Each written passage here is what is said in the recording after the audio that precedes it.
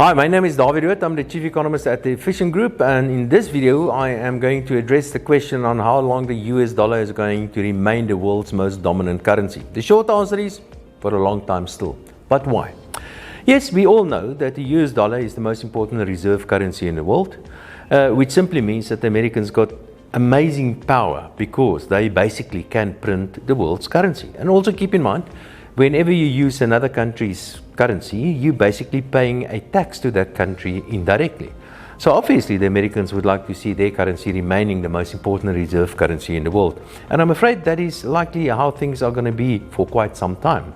And here are some reasons why the US dollar will remain the most important reserve currency in the world. Perhaps a comment, and that is the US dollar will come to an end.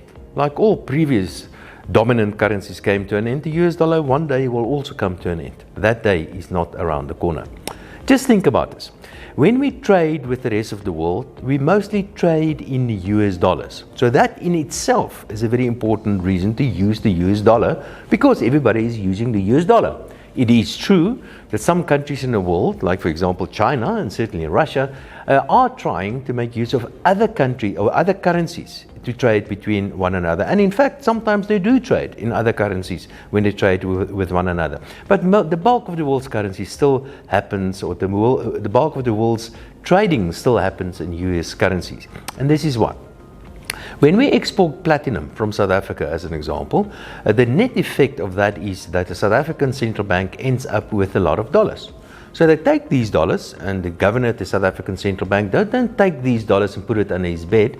What he does, he takes these dollars and reinvest it back into the United States. Typically, he would buy United States government debt instruments, and they are usually called treasury bills or TBs. So he will reinvest those dollars back in the US in TBs.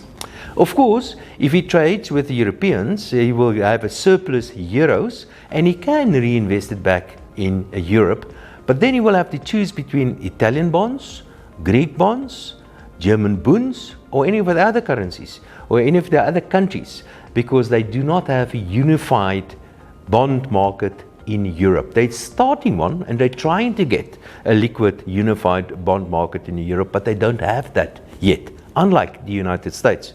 And if you trade with the Chinese and you end up with a surplus renminbi, as an example, you are not allowed to reinvest it back in China unless you have a quota, because they have a lot of foreign exchange regulations in China.